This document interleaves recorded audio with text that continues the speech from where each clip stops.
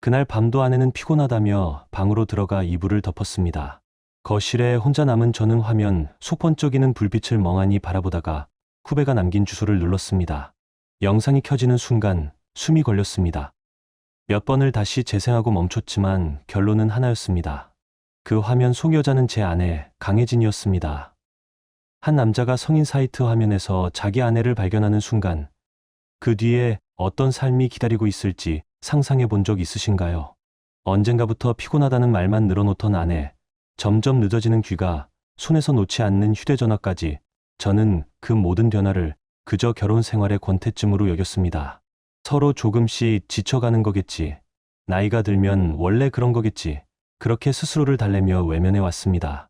그러던 어느 밤, 호기심 반, 외로움 반으로 들어간 사이트에서 저는 제 인생이 부서지는 장면을 보았습니다. 집에서는 차갑게 돌아누웠던 여자가 화면 속에서는 내가 모르는 얼굴로 웃고 있었습니다. 내가 한 번도 받아본 적 없는 시선과 목소리를 다른 남자에게 아무렇지 않게 내어주고 있었습니다. 그 영상 하나로 지난 3년의 침묵과 냉기가 모두 다른 의미로 재조합되기 시작했습니다. 분노에 눈이 멀어 당장 집을 뒤집어 엎을 수도 있었을 겁니다. 결말은 당신의 기대를 완전히 뒤흔들 수도 있습니다. 여러분의 생각은 감정에 있습니까? 댓글로 남겨주세요. 구독과 좋아요도 잊지 마세요. 방탐정의 더블 파일과 함께 더 크고 흥미로운 이야기를 속으로 떠나보세요. 저는 올해 43, 서울 강남의 한 대형 호텔 주방에서 수셰프로 일하고 있는 한기석입니다. 새벽마다 불 앞을 지키고 하루 종일 칼과 펜을 다루며 사는 삶이지만 그 속에서 제 존재를 느꼈습니다. 손님들이 만족하며 식탁을 떠날 때마다 오늘도 괜찮다는 안도감이 찾아왔고 그 감정 하나로 버텨온 세월이었습니다. 퇴근길엔 피곤에 젖은 얼굴을 유리창에 비추며 생각했습니다. 그래도 집에 가면 불이 켜져 있고 그 불빛 아래에서 나를 기다리는 아내가 있으니 이 정도면 괜찮은 인생이라고. 제 아내 강혜진은 중견 무역회사에서 일하는 사람입니다. 아침마다 단정히 머리를 묶고 향수를 바른 뒤 문을 나서는 모습을 보면 늘 성실하고 믿음직스러운 아내라고 생각했습니다. 연애 시절부터 함께였으니 서로를 누구보다 잘 안다고 믿었습니다. 하지만 인생의 균열은 언제나 가장 익숙한 곳에서 시작되는 법이죠. 저는 그 균열을 너무 늦게 봤습니다. 언제부터였을까요? 퇴근 후 문을 열면 반기던 목소리 대신 텔레비전 소리만 방 안을 채우고 있었습니다. 예전에는 늦게 들어가도 아내가 왔어 하고 웃으며 자리에서 일어났습니다. 어느 날부턴가 그 웃음이 사라지고 그 자리에 묵직한 공기만 남았습니다. 식탁에는 국이 식어 있었고 대화는 짧아졌습니다. 처음엔 피곤하겠거니 일이 많겠거니 했습니다. 무역업이면 사람도 많이 상대하고 신경 쓸 일도 많을 테니까요. 그런데 그 무심한 나날이 몇 주, 몇 달 이어지자 설명할 수 없는 불안이 생겼습니다. 아내는 휴대전화를 늘 손에서 놓지 않았습니다. 예전엔 거실 테이블 위에 아무렇게나 두고 샤워를 가곤 했는데 이젠 항상 손에 쥐고 있었습니다. 제가 물컵을 치우며 무심코 손을 뻗으면 마치 반사신경처럼 먼저 휴대전화를 집어들었습니다. 회사에서 연락 와서 그래. 그 말에 의심을 멈추려 했지만 웃음 끝이 묘하게 흔들렸습니다. 어느 날은 출근 준비를 하며 새로운 향수를 뿌렸습니다. 머리도 다르게 묶고 립스틱 색도 바꿨죠. 오늘은 무슨 날이야? 묻자 아내는 창문 밖을 보며 그냥 기분 전환 좀 하려고. 그 말이 그날따라 오래 남았습니다. 작은 가시처럼 이유 모를 찜찜함이 가슴속에 박혔습니다. 부부라면 서로에게 익숙해지고 때로는 감정이 무뎌질 수도 있습니다. 저는 그 말을 믿으며 스스로를 달랬습니다. 하지만 마음속 불안은 사라지지 않았습니다. 아내의 퇴근이 점점 늦어지고 회식이라는 말이 잦아졌습니다. 그럴수록 저는 제 자신이 점점 투명해지는 기분이었습니다. 결국 저는 맥주에 기대기 시작했습니다. 하루를 끝내고 집에 돌아오면 조용한 거실에서 캔맥주를 따고 그 소리를 들으며 혼자 중얼거렸습니다. 이게 결혼이라는 건가? 주방에서 수백 번 불을 지피지만 정작 내 집의 불은 점점 식어가고 있었습니다. 그때는 몰랐습니다. 그 차가운 공기 뒤에 어떤 진실이 숨어 있었는지, 그리고 그 진실이 내 삶을 어떻게 무너뜨릴지 전혀 몰랐습니다. 그 답답한 일상이 계속되던 어느 날, 후배 하나가 술자리를 제안했습니다. 오랜만에 맥주를 마시며 집 얘기를 꺼냈습니다. 요즘 좀 그래. 벽이 생긴 것 같아. 그 말을 듣던 후배가 피식 웃더니 말했습니다. 수셰프님도 그런 고민 있으세요? 저도 예전에 그랬는데요. 하나 알려드릴까요? 그는 스마트폰을 꺼내 무언가를 적어 제게 보여주었습니다. 여기 한번 들어가 보세요. 그가 건넨 주소를 다시 들여다보며 스트레스 해소에 도움이 될 거예요 라는 말을 떠올렸습니다. 처음엔 대수롭지 않게 받아왔습니다. 집에 돌아와 맥주 한 캔을 따며 휴대전화를 켰을 때 그게 어떤 종류의 사이트인지 알게 됐습니다. 성인 전용 플랫폼이었습니다. 결혼 전이라면 호기심에 한두 번쯤 들여다볼 수도 있었겠지만 결혼 후엔 그런 생각조차 하지 않았습니다. 아내가 있는데 굳이 그럴 이유가 없다고 믿었으니까요. 그날 밤도 아내는 피곤하다며 방으로 들어가 이불을 덮었습니다. 거실에 혼자 남은 저는 화면 속 번쩍이는 불빛을 멍하니 바라보다가 후배가 남긴 주소를 눌렀습니다. 처음엔 단순한 호기심이었습니다. 요즘 사람들은 어떤 걸 보는 걸까? 그 정도의 마음이었죠. 하지만 한번 열어본 세계는 생각보다 넓었습니다. 화면마다 다른 얼굴, 다른 목소리, 다른 이야기들이 흘러나왔습니다. 몇 분만 보려 했는데 어느새 1시간을 훌쩍 넘겼습니다. 그리고 며칠 뒤부터는 습관처럼 밤마다 그곳을 찾게 되었습니다. 아내가 잠들면 불을 낮추고 조용히 화면을 켰습니다. 그건 외로움에 대한 짧은 도피였다고 스스로를 합리화했습니다. 아내와의 대화가 줄고 눈빛이 멀어진 자리에서 그 화면은 이상하리만큼 따뜻했습니다. 하지만 그건 착각이었습니다. 시간이 지날수록 화면 속 자극에 익숙해졌고 점점 더 낯선 곳을 기웃거렸습니다. 그 밤도 평소처럼 그렇게 지나갈 줄 알았습니다. 스크롤을 내리던 제 눈이 한 영상을 멈추어 세운 건 단순한 우연이었습니다. 썸네일 속 여자의 얼굴이 희미하게 빛나고 있었는데 그때 들려온 목소리가 낯설지 않았습니다. 처음엔 단순히 비슷한 사람일 거라 생각했습니다. 하지만 그 익숙한 억양, 말끝의 호흡, 웃음의 흐름이 계속 귓가에 남았습니다. 저는 결국 영상을 눌렀습니다. 화면이 켜지는 순간 숨이 걸렸습니다. 손끝이 떨려서 맥주 캔을 떨어뜨릴 뻔했습니다.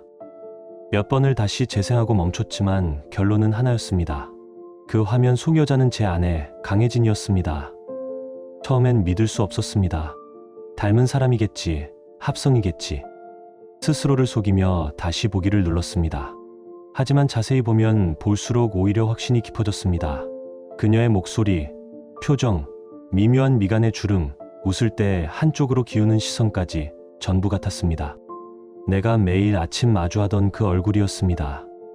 가장 견디기 힘들었던 건 영상 속의 태도였습니다. 집에서의 혜진은 늘 조용하고 차분했습니다. 그러나 화면 속 그녀는 낯선 사람처럼 내가 한 번도 본 적 없는 표정으로 웃고 있었습니다. 그 표정 속에는 숨길 수 없는 익숙함이 담겨 있었고 그 익숙함이 내 심장을 후려팠습니다. 그녀가 내뱉는 몇 마디의 단어들은 차라리 침묵보다 잔인했습니다. 짧은 문장들이 화면을 타고 흘러나올 때마다 나는 내 안에서 무언가가 부서지는 소리를 들었습니다. 그날 밤 거실의 공기는 냉장고보다 차가웠습니다. 불빛은 희미했고 시간은 멈춘 듯 흘러갔습니다. 저는 화면을 꺼도 눈앞에서 그 장면이 지워지지 않았습니다. 머리를 쥐어짜며 아닐 거야, 절대 아닐 거야 라고 되뇌었지만 그 부정은 이미 늦은 위로였습니다. 그날 이후로 제 인생의 온도는 완전히 달라졌습니다. 그날 밤 저는 한숨도 자지 못했습니다. 머릿속은 그 영상의 잔상으로 뒤엉켜 있었습니다. 내가 잘못 본 걸까? 닮은 사람일 거야. 그렇게 수없이 되뇌었지만 다른 한쪽에서는 그럼 그 모든 설명되지 않는 변화는 무엇이란 말인가 라는 생각이 쉴 틈 없이 고개를 들었습니다. 옆에서는 아내가 평온하게 잠들어 있었습니다. 그 얼굴을 바라보는 것이 견디기 힘들었습니다.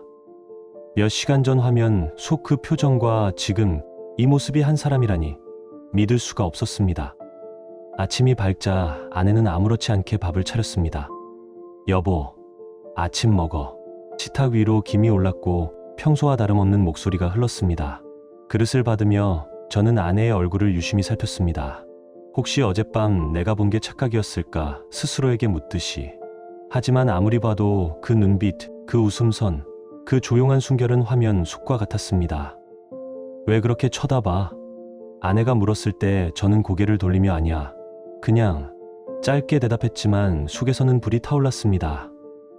도대체 언제부터 이런 일이 시작된 걸까? 그리고 그 남자는 누구일까? 분노와 의문이 뒤섞여 머릿속을 채웠습니다.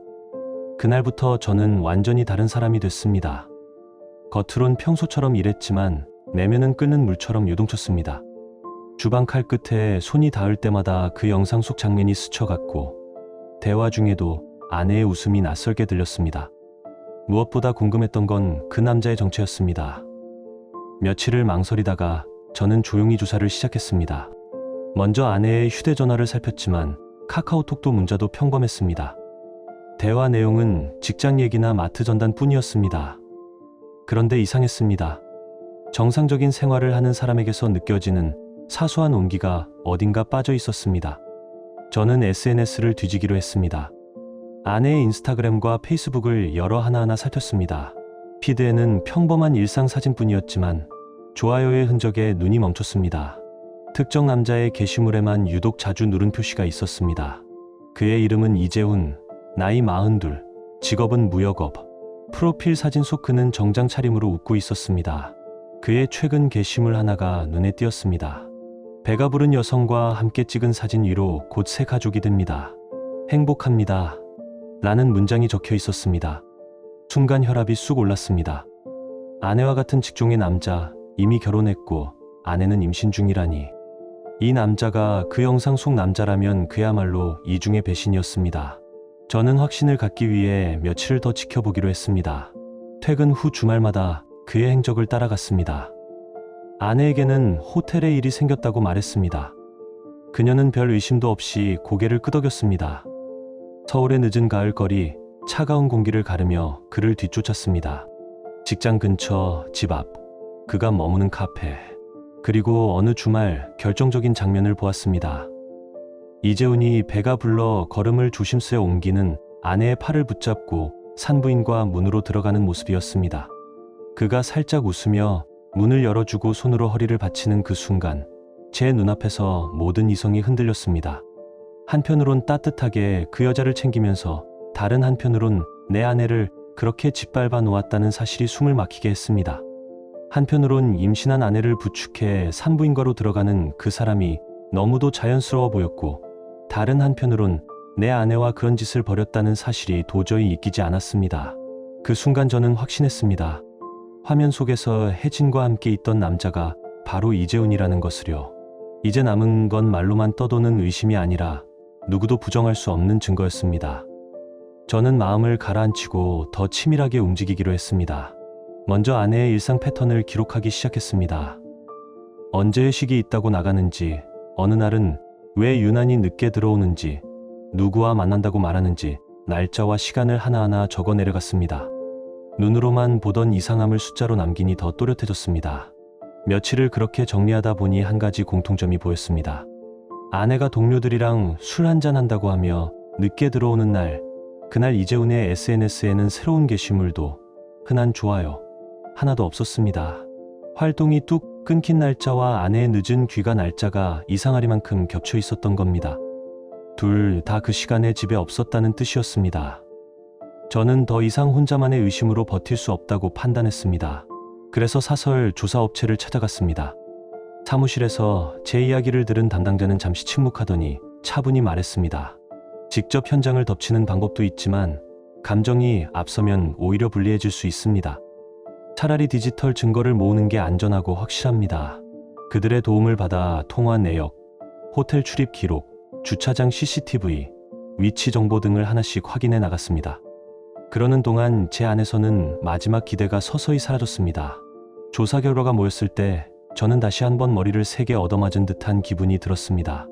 혜진과 이재훈은 단순히 한두 번 감정에 휩쓸린 사이가 아니었습니다. 몇 년에 걸쳐 정기적으로 만나온 관계였습니다. 회사 근처 작은 호텔, 일정한 요일, 비슷한 시간. 그들은 서로의 가정을 뒤로한 채 마치 별도의 삶을 살듯 따로 만남을 이어왔습니다. 그 만남의 일부가 영상으로 남아있다는 사실이 무엇보다 소름 끼쳤습니다. 집에서 나를 피하던 그 시간이 누군가에게는 또 다른 밤으로 기록되고 있었습니다. 조사 내용을 정리하면서 저는 과거의 제 자신을 떠올렸습니다. 거울 앞에서 주름만 세고 매력이 사라진 게 아닐까 스스로를 탓하던 날들. 이제는 분명했습니다. 문제는 제 주름이 아니라 이미 오래전에 내 곁을 떠난 아내의 마음이었습니다. 모든 자료가 손에 쥐어졌을 때 저는 가사 사건을 주로 다루는 변호사를 찾아갔습니다. 상담실 책상 위에 서류를 하나씩 펼쳐 보이며 상황을 설명했습니다. 영상이 저장된 디바이스, 조사 보고서, 호텔 이용 기록, 통화 내역까지 차례대로 보여주었습니다. 변호사는 한참 동안 서류를 넘겨보더니 고개를 끄덕였습니다. 이 정도면 충분합니다. 이혼 소송에서도 남편분이 확실히 유리하고 상대 남자에게도 위자료 청구가 가능합니다. 특히 이 영상은 결정적이에요. 부인 쪽에서 변명할 여지가 거의 없습니다. 변호사는 잠시 망설이더니 조용히 말을 이었습니다. 그리고 이 남자의 아내에게도 알릴 수 있습니다. 임신 중인데 이런 일을 겪고 있다면 진실을 알 권리가 있죠. 그 말을 듣는 순간 제 안에서 마지막으로 남아있던 미련 같은 감정이 떨어져 나가는 느낌이었습니다. 더 이상 숨을 이유가 없었습니다. 누구를 위해 감춰줄 것도 없었습니다. 이제는 상처를 덮는 대신 제대로 드러내야 할 때라고 느꼈습니다. 저는 마음을 굳히고 집으로 돌아왔습니다. 주말을 택했습니다. 도망갈 구실도 바쁘다는 핑계도 통하지 않는 날이 필요했습니다. 그날 저는 프린트한 자료들과 조사 보고서, 변호사 명함까지 모두 정리해서 거실 테이블 위에 가지런히 올려두었습니다. 그리고 깊게 숨을 들이마신 뒤 아내를 불렀습니다. 혜진아, 잠깐 이리 와봐. 할 말이 있어. 저를 아니란 듯이 보던 아내는 테이블 위에 펼쳐진 서류들을 보는 순간 얼굴이 서서히 굳어갔습니다. 저는 준비해 둔 것들을 하나씩 꺼내 보였습니다. 이게 뭔지 알겠어. 첫 번째로 꺼낸 건 영상에서 캡처한 화면들이었습니다. 아내 얼굴이 또렷이 나온 장면들만 골라 프린트해 놓은 것이었죠. 혜진은 그 사진들을 보는 순간 얼굴이 하얗게 질렸습니다. 이게 뭐야? 이건 내가 아니야. 예상했던 대답이었습니다. 저는 흔들리지 않고 두 번째 증거를 올려놨습니다. 사설 조사업체에서 찍어준 사진, 아내와 이재훈이 호텔 출입문을 함께 통과하는 장면들이었습니다. 그럼 이것도 합성이야? 이재훈이라는 남자 알지? 혜진의 입이 굳었습니다. 그러나 입술은 아직 변명을 찾고 있었습니다. 그 사람은 그냥 회사 쪽 일이 있어서 몇 번 만난 것뿐이야. 그리고 저 여자도 나 아니야. 요즘은 사진 조작도 얼마든지. 저는 세 번째 증거를 꺼냈습니다. 영상에서 캡처한 한 장면이었습니다. 아내만이 가진 특징이 그대로 드러나 있는 장면이었죠. 예전에 팔 안쪽에 작게 새겼다가 레이저로 지운 문신 자국, 흐릿하게 남은 그 흔적이 영상에서도 똑같이 보였습니다. 그럼 이건 뭐야? 여기 내 팔에 남은 자국이랑 똑같이. 저는 아내의 소매를 살짝 걷어 올렸습니다. 익숙한 자국이 눈에 들어왔습니다. 그리고 이 손질. 내가 긴장하면 항상 이렇게 손가락을 만지작거리잖아. 영상 속에서도 똑같이 하고 있어. 그제야 혜진은 더는 말로 버틸 수 없다는 걸 깨달은 듯했습니다. 무릎이 풀리듯 주저앉더니 두 손으로 얼굴을 가렸습니다. 여보, 미안해. 정말 미안해. 그 말이 방 안에 떨어졌지만 제 안에서는 아무것도 울리지 않았습니다. 이제 와서 미안하다는 말 한마디로 끝날 일이 아니었습니다. 저는 네 번째 증거를 꺼냈습니다. 통화 기록과 메신저 내역을 정리한 서류였습니다. 이름과 날짜, 시간이 빼곡히 적혀 있었습니다. 언제부터였어? 몇 년이나 이런 짓을 해온 거야. 한참 동안 흐느끼기만 하던 혜진이 결국 입을 열었습니다. 3년 전쯤 회사 일 때문에 이재훈 씨를 알게 됐어. 처음엔 정말 업무 때문에 만난 거였어. 근데 시간이 지나면서 당신이랑 있을 때랑은 뭔가 다른 느낌이었어. 더 자극적이고 더 짜릿하다고 해야 하나. 그래서 몇 번 만나게 됐고. 말끝이 흐려졌지만 그 정도면 충분했습니다. 3년 동안 저를 속이고 다른 남자와 따로 만남을 이어왔다는 뜻이었습니다. 그래서 나한테는 피곤하다고 돌려 누우면서 그 사람한테는 시간을 쪼개서 나갔던 거야? 집에서는 벽처럼 굴면서 밖에서는 그렇게까지 할 힘이 있었던 거지. 제 목소리가 스스로 듣기에도 차가웠습니다. 혜진은 더 이상 변명하지 못하고 울음만 삼켰습니다. 하지만 여기서 끝낼 수는 없었습니다. 아직 가장 중요한 것이 남아 있었습니다. 그리고 이 영상은 뭐야? 왜 이런 걸 찍어서 그런데 올린 거야? 그 질문에 혜진의 눈빛이 크게 흔들렸습니다. 그 사람이 더 자극적인 걸 원했어. 그냥 만나는 걸로는 질린다고. 영상으로 남기면 돈도 벌 수 있다고 했어. 그래서 몇 번 찍었고 돈을 받은 적도 있어. 그제야 퍼즐이 완전히 맞춰졌습니다. 아내는 단순히 배신한 게 아니라 그 과정을 돈과 바꿔왔던 겁니다. 내가 소중히 여긴 결혼 생활이 그녀에게는 얼마짜리 계약처럼 취급된 셈이었습니다. 어이가 없었습니다. 수년 동안 저는 아내를 한 사람으로 대했고 가족으로 대해왔는데 아내는 내 모르는 곳에서 우리 삶을 값이 매겨진 영상으로 바꾸고 있었습니다. 이제 더 할 말 없어. 내일부터 변호사랑 절차 진행할 거야. 이혼하자. 제 말이 떨어지자 혜진이 비로소 정신을 차린 듯 했습니다. 갑자기 제 앞에 무릎을 꿇더니 두 손을 모았습니다. 여보, 제발 한 번만 용서해줘. 다시는 안 그럴게. 정말이야. 하지만 이미 늦었습니다. 3년 동안 쌓여온 배신과 모욕은 눈물 몇 줄기로 씻겨 나갈 수 있는 종류가 아니었습니다. 다음 날부터 저는 본격적으로 이혼 준비에 들어갔습니다. 변호사와 함께 서류를 정리하고 이재훈에 대해서도 손해배상 청구를 함께 진행하기로 했습니다. 이제 이 일은 감정의 문제가 아니라 책임의 문제였습니다. 그렇게 시간이 조금 흐른 어느 저녁, 전혀 예상하지 못한 일이 벌어졌습니다. 집으로 돌아가는 길, 현관 앞에 낯선 남자가 서 있었습니다. 가까이 다가가 보니 낯선 얼굴이 아니었습니다. 바로 이재훈이었습니다. 아마 혜진에게서 상황을 전해 들은 모양이었습니다. 한기석 씨 맞죠? 잠깐 얘기 좀 하시죠. 그를 보는 것만으로도 속이 뒤집혔지만 무슨 말을 하려는지 궁금해 따라가 보기로 했습니다. 근처 카페에 마주 앉자 그는 깊게 숨을 내쉰 뒤 말을 꺼냈습니다. 형님, 죄송합니다. 정말 죄송해요. 제가 잘못했습니다. 처음엔 고개를 숙이며 정중하게 사과하더니 이내 본론으로 들어갔습니다. 카페 안 공기는 미지근했지만 우리 둘 사이의 공기는 살얼음 같았습니다. 고개를 숙인 채 사과를 늘어놓던 이재훈이 마침내 본심을 꺼냈습니다. 그런데 형님, 일이 너무 커지면 서로 다 망가지는 거 아닙니까? 저도 임신한 아내가 있고 형님도 체면이 있으실 텐데 그냥 조용히 합의해보는 게 어떻겠습니까? 저는 이 사람이 아직도 상황을 제대로 이해하지 못하고 있다는 생각에 허탈한 웃음이 나왔습니다. 무슨 합의를 하자는 거지? 그가 서둘러 말을 이었습니다. 제가 원하시는 만큼 위자료 드리겠습니다. 얼마든지 드릴 수 있어요. 대신 이 일이 제 아내한테만은 알려지지 않게 해주시면 형님. 간절한 눈빛으로 나를 바라보고 있었습니다. 임신 중인 아내가 진실을 알게 되면 자신의 삶이 어떻게 될지 누구보다 잘 아는 얼굴이었습니다. 그러나 내 쪽 마음은 이미 굳게 닫혀 있었습니다. 미안하지만 이건 돈 문제가 아니야. 이미 변호사한테 넘어간 일이고 끝까지 갈 거야. 제 말이 끝나자 그의 표정이 서서히 굳었습니다. 고개를 더 이상 숙이지 않고 눈빛이 달라졌습니다.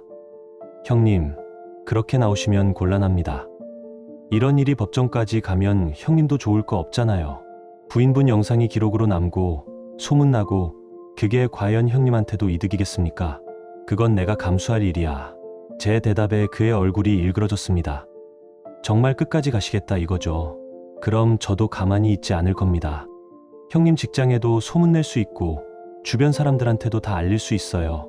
이쯤 되자 말투는 사과가 아니라 협박에 가까웠습니다. 마지막에는 아예 목소리를 낮추며 이를 갈듯 말했습니다. 이걸 끝까지 끌고 가면 나도 가만히 안 있을 거예요. 형님 인생 편하게 못 살게 만들 수도 있습니다. 입에 담기 거친 말로 겁을 주려 했지만 이상하게도 하나도 무섭지 않았습니다. 오히려 이 남자가 얼마나 비겁한지 어디까지 무너져 있는지 더 선명하게 보일 뿐이었습니다. 저는 자리에서 천천히 일어나며 그를 내려다봤습니다. 협박까지 하는구나. 좋아. 방금 한 말 전부 녹음됐어. 법정에서 잘 쓰면 되겠네. 실제로 저는 만약의 상황을 대비해 대화를 처음부터 녹음하고 있었습니다. 그제야 이재훈의 얼굴이 새하얗게 질렸습니다. 입술이 파르르 떨렸지만 더 이상 할 말이 떠오르지 않는 듯 했습니다. 그날 이후 그는 다시 연락해 오지 않았습니다. 아마 변호사와 상의했거나 더 끌어봐야 손해라는 걸 직감했겠죠. 며칠 뒤 마침내 재판날이 찾아왔습니다. 이혼 소송과 함께 이재훈을 상대로 한 손해배상 청구도 동시에 진행됐습니다. 법정에는 저와 제 변호사, 혜진과 혜진 측 변호사, 그리고 이재훈과 그의 변호사가 모두 앉아 있었습니다. 판사가 들어오고 차가운 공기 속에서 사건 번호가 불렸습니다. 우리 쪽에서 준비한 증거들이 하나씩 제출되기 시작했습니다. 조사 보고서, 통화 기록, 호텔 출입 내역, 그리고 문제의 영상 자료까지. 영상은 공개 재생이 아니라 재판부와 관계자 일부만 확인하는 방식으로 검토되었습니다. 그 과정이 진행되는 동안 혜진과 이재훈의 얼굴은 점점 색을 잃어갔습니다. 처음에 혜진은 영상에 나온 여자가 자신이 아니라고 부인했습니다. 그러나 얼굴이 선명하게 나온 캡처 사진들, 팔의 자국과 습관까지 담긴 장면들이 차례로 제시되자 더 이상 부정할 여지가 없었습니다. 결국 둘은 불륜 사실을 인정할 수밖에 없었습니다. 재판부는 모든 자료를 검토한 뒤 판결을 내렸습니다. 배우자와 제3자의 불법 행위가 명백히 인정된다며 이혼을 인용했고, 혜진에게는 수천만 원대의 위자료를, 이재훈에게도 상간자로서 상당한 금액의 위자료를 지급하라는 명령이 내려졌습니다. 제3분할 역시 혜진에게 매우 불리하게 결정됐습니다. 혼인 파탄에 주된 책임이 있다는 이유로 우리가 함께 쌓아 온 재산의 대부분이 제 몫으로 돌아오게 된 것입니다. 판결문이 읽혀지는 동안 혜진은 고개를 숙인 채 계속 울었습니다. 이재훈은 허리를 제대로 펴지도 못한 채 겨우 숨만 쉬고 있는 사람처럼 보였습니다. 돈을 물어내야 한다는 사실보다 이 판결과 기록들이 언젠가 자신의 집 문 앞까지 도달하리라는 것을 누구보다 잘 알고 있을 얼굴이었습니다. 그 순간 저는 비로소 이 싸움이 끝을 향해 가고 있다는 걸 실감했습니다. 판결이 내려지고 며칠 지나지 않아 그 여파가 결국 이재훈의 집 안까지 번져갔다는 소식을 들었습니다. 출산을 2달 앞두고 있던 그의 아내가 남편의 불륜 사실을 알게 됐다는 이야기가 전해졌습니다. 당연히 큰 충격을 받았다고 했습니다. 결국 이재훈은 집에서 쫓겨났습니다. 집 몇 개만 들고 나와 어딘가 원룸을 얻었다는 말을 지인 통해 들었습니다. 그의 아내는 아이를 데리고 친정으로 들어갔다고 했습니다. 한때 누군가의 남편이자 곧 아버지가 될 사람이 단 한 번의 선택이 아니라 몇 년에 걸친 잘못된 선택의 결과로 모든 것을 잃어버린 셈이었습니다. 혜진 역시 예외가 아니었습니다. 회사 안에 소문이 돌기 시작하자 오래 버틸 수 없었습니다. 처음엔 단순한 풍문처럼 시작됐겠지만 결국 누군가는 영상과 관련된 사실까지 눈치챘습니다. 성인 사이트에 올라간 촬영물에 나온다더라는 말이 돌기 시작하자 더 이상 여직원으로 버티기 힘든 상황이 됐습니다. 결국 혜진은 회사를 그만두었습니다. 사표를 낸 건 본인 손이었지만 사실상 쫓겨난 것이나 마찬가지였습니다. 더 아이러니했던 건 둘의 관계였습니다. 법정에서는 서로를 향해 책임을 떠넘기며 목소리를 높이더니 판결이 끝난 뒤에는 완전히 갈라섰습니다. 각자 상대방이 먼저 제안했다, 더 적극적이었다, 돈 문제를 꺼낸 쪽은 누구였다며 추한 말들만 남기고 결국 연락구차 끊었습니다. 그렇게 자극적이고 짜릿하다며 유지해 온 3년의 관계가 하루아침에 허무하게 사라져버렸습니다. 모든 절차가 정리된 후 저는 혼자 한강변을 걸었습니다. 밤 공기는 차가웠고 강 위로 도시 불빛이 길게 번지고 있었습니다. 물결 위를 떠다니는 불빛을 바라보며 지난 몇 년을 떠올렸습니다. 처음 모든 걸 알게 되었을 때는 절망뿐이었습니다. 잠을 제대로 자지 못했고 칼을 잡은 손마저 떨리곤 했습니다. 분노와 수치심, 배신감이 뒤섞여서 아무 맛도 느껴지지 않던 날들이 이어졌습니다. 그런데 이상하게도 모든 게 끝난 지금 제 마음은 오히려 후련했습니다.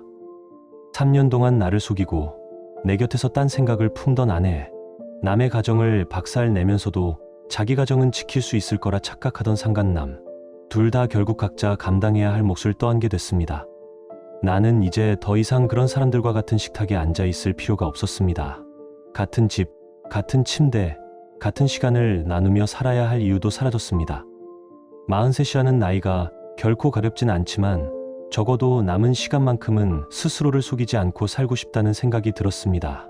강 위로 불어오는 바람이 차갑게 뺨을 때렸지만 가슴 한가운데에서는 묘하게 따뜻한 감각이 올라왔습니다.